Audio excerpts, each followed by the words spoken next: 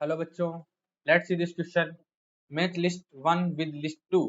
List one and list two में दिया हुआ है कुछ options. S phase, G two phase, quiescent stage and G one phase. इधर दिया हुआ है लिस्ट टू में proteins are synthesise, inactive phase, interval between mitosis and initiation of DNA replication and fourth दिया हुआ है डीएनए रेप्लिकेशन। तो यहाँ पर अपन बात करें एस फेज। एस फेज में क्या होता है? एस फेज में डीएनए का डुप्लीकेशन होता है या डीएनए रेप्लिकेट होता है। तो एस फेज जो है उसमें होगा डीएनए रेप्लिकेशन। तो डीएनए रेप्लिकेशन का इनिशिएशन और इसका कंप्लीशन जो है इसी में होता है, डीएनए डुप्लीकेट होता है इस कंडीशन में। एस फेज सिंथेटिक फेज है। वहीं अपन बात करें जी टू फेज। तो जी टू फेज जो है वो सेल साइकिल में अपन फेजेज की बात करें तो जी वन जो है उसके बाद आता है जी एस, एस के बाद आता है जी टू, जी टू के बाद आता है एम फेज। एम फेज के बाद सेल जो है जी नॉट फेज में जा सकती है और जो सेल्स डिवीजन करती है वो वापस से जी वन फेज में एंटर कर जाती है और ये साइकिल चलता रहता है। इसी को सेल साइकिल बोलते हैं। जी टू फेज की बात करें तो ये एस फेज के बाद की प्रावस्था होती है। और इस फेज में अपन बात करें तो इस फेज में नेक्स्ट जो माइटोसिस में जाने के लिए जो प्रोटीन्स की रिक्वायरमेंट होती है वो प्रोटीन सिंथेसाइज होती है।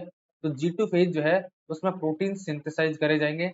तो जी टू फेज में क्या किया जाएगा?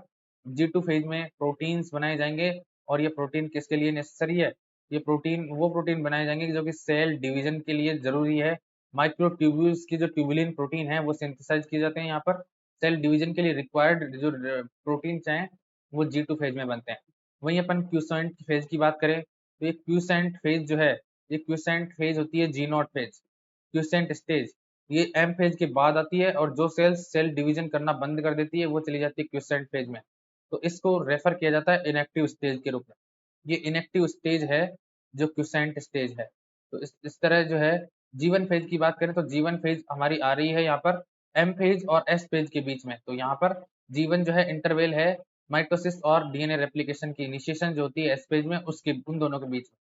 तो राइट कॉम्बिनेशन को चूज करें। तो राइट आंसर ऑप्शंस के आधार पर अपन देखें तो एस पेज में डीएनए रेप्लिकेशन मतलब आप इसके साथ जो है कॉम्बिनेशन होना चाहिए फोर, एक के साथ फोर होना चाहिए, एक के साथ four first and second option में है।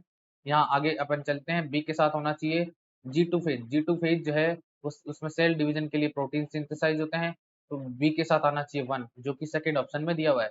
सी के साथ क्यूसेंट स्टेज इनएक्टिव स्टेज है। और डी के साथ जो है जीवन फेज की बात करें इंटरवेल है माइटोसिस और डीएनए रेप्लिकेशन के बीच में।